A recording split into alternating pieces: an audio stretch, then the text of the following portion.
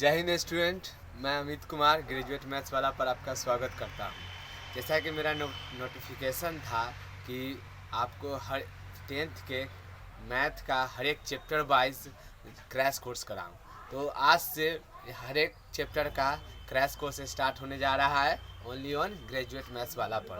अब ध्यान से देखिएगा, पहला चैप्टर है रियल नंबर। ठीक है,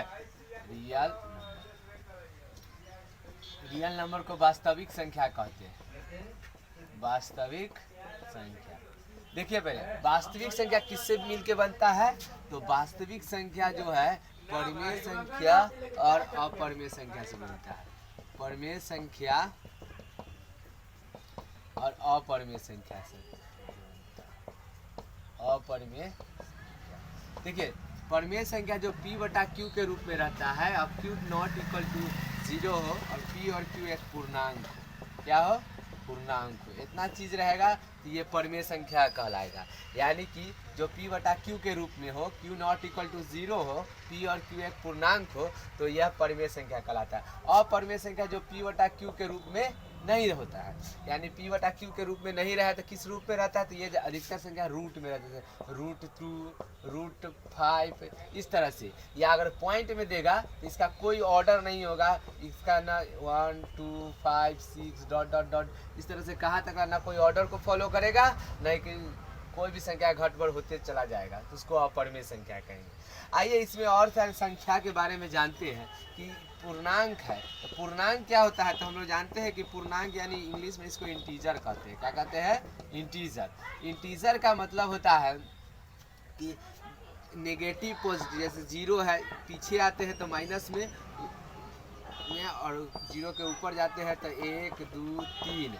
ठीक है, तो 1 2 3 और माइनस 1 2 3, यानी कि नेगेटिव, पॉजिटिव और 0 तीनों मिला के इंटीजर बनता है। इंटीजर के आगे आपको पूछेगा तो आप जानते होंगे कि प्राकृत संख्या किसे कहते हैं। तो प्राकृत संख्या गिनती की संख्या को कहते हैं, जैसे 1 2 3 4, यानी प्राकृत संख्या पूछेगा आपसे।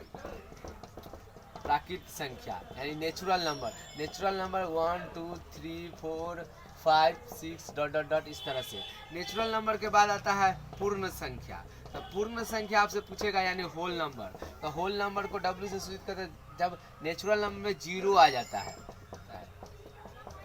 तो कभी कभी क्वेश्चन आपसे यहाँ से भी पूछ सकता है कि क्या सभी होल नंबर नेचुरल नंबर है, यानी कि सभी पूर्ण संख्या प्राकृत संख्या कहलाता है? तो नहीं, क्योंकि प्राकृत संख्या में 0 नहीं होता है, लेकिन पूर्ण संख्या में 0 होता है। हाँ, यहाँ से क्वेश्चन पूछेगा कि क्या सभी प्राकृत संख्या 0 कहलाते हैं? तो होल नंबर कहलाते हैं? तो हाँ, तो सभी प्राकृत संख्या होल नंबर कहलाते हैं। तो यहाँ से ऑब्जेक्टिव क्वेश्चन बन जाते हैं। और आगे देखिएगा कि पूर्ण संख्या के बाद आता है सम संख्या, विषम संख्या। जो 2 से कट जाए उसको सम संख्या कहते हैं, जो 2 से ना कटे उसको विषम संख्या कहते हैं। भिन्न में भी आप जानते हैं, भिन्न में 2 चीज़ होते हैं, एक अंश होता है, एक हर होता है। यानी ऊपर वाला को न्यूमरेटर कहते हैं, नीचे वाला को डिनोमिनेटर कहते हैं। तो इस तरह के आप बचपन से पढ़ते हुए आ रहे हैं। आगे यहाँ से क्वेश्चन पूछेगा अभाज्य संख्या से। अभाज्य संख्या को प्राइम नंबर कहते हैं। क्या कहते हैं? अभाज्य संख्या प्राइम नंबर।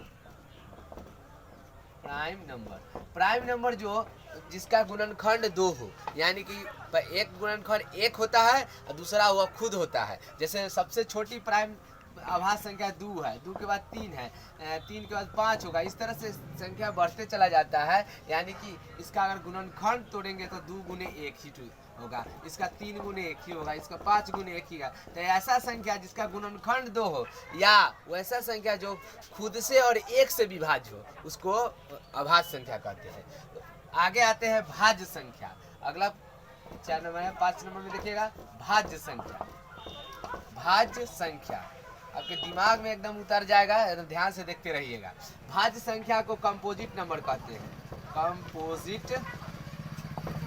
कंपोजिट नंबर क्या होता है कि जिसका गुणनखंड 2 से अधिक हो। पिछले साल का क्वेश्चन पूछा था कि सबसे छोटी कंपोजिट नंबर यानी सबसे छोटी भाज्य संख्या कौन है? तो सबसे छोटी भाज्य संख्या 4 होता है। सबसे छोटी अभाज्य संख्या पूछे तो 2 और सबसे छोटी भाज्य संख्या 4 होता है। याद रखिएगा, पिछले साल का क्वेश्चन नहीं है।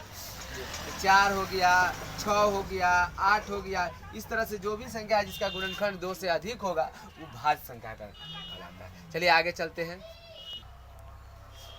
देखिए आगे यहाँ पर कुछ 9 का टर्म भी क्लास 10 में पूछ देता है, जैसे रेकरिंग का क्वेश्चन पूछ देगा और परिमेय संख्या का भी क्वेश्चन पूछ देता है 10 में। देखिए जैसे रेकरिंग से क्वेश्चन कैसे पूछता है अपरिमेय संख्या से क्वेश्चन दे दिया कि जैसे कि 6.32 के पावर को p बटा क्यू के रूप में बदले, p बटा क्यू के यानी परिमेय संख्या के रूप में लिखे, p बटा क्यू के रूप में लिखे।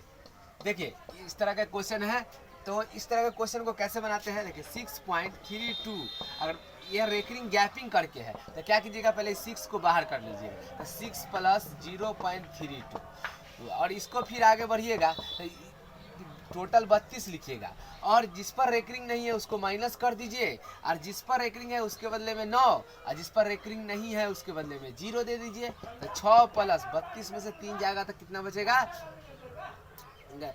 29 और बटा 90। अब इसके गुना कर दीजिए, 1 और 90 का एलसीएम 90 होगा, तो 9 6 54 प्लस 29 इसको जोड़ेंगे तो 9 6 यानी 569 बटा 90 ये है। हो सकता है कि रेकरिंग आपको सीधा सीधा दे दे, जैसे क्वेश्चन देखिएगा 0.35 के पावर 2 के पावर, अगर इसको p बटा क्यू के रूप में बदलना तो सीधे 35 बटा 2 को पर रेकरिंग 2 को 9 लगा दीजिएगा, तो इस तरह से संख्या आपको रेकरिंग में बदल जाएगा। अगला क्वेश्चन पूछेगा कि जैसे कि 1/5 तथा 1/6 के बीच एक परिमेय संख्या ज्ञात करें। एक परिमेय संख्या एक पूछ, क्योंकि ऑप्शन में एक ही देगा तो एक भी पूछ सकता है, 2 भी, लेकिन ज़्यादातर एक ही पूछता है। 1/5 तथा 1/6 के बीच एक परिमेय संख्या ज्ञात करें। अभी हम चैप्टर पर नहीं आए हैं, चैप्टर का ये बेसिक है, बेसिक चीज़ देख लीजिए, यहाँ से ऑब्जेक्टिव आपको जरूर देखने को मिलेंगे।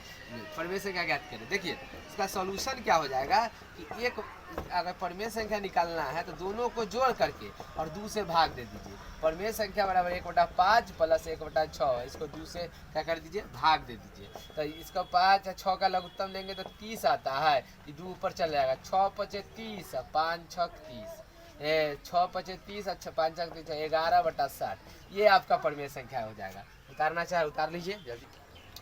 देखिए अब हम लोग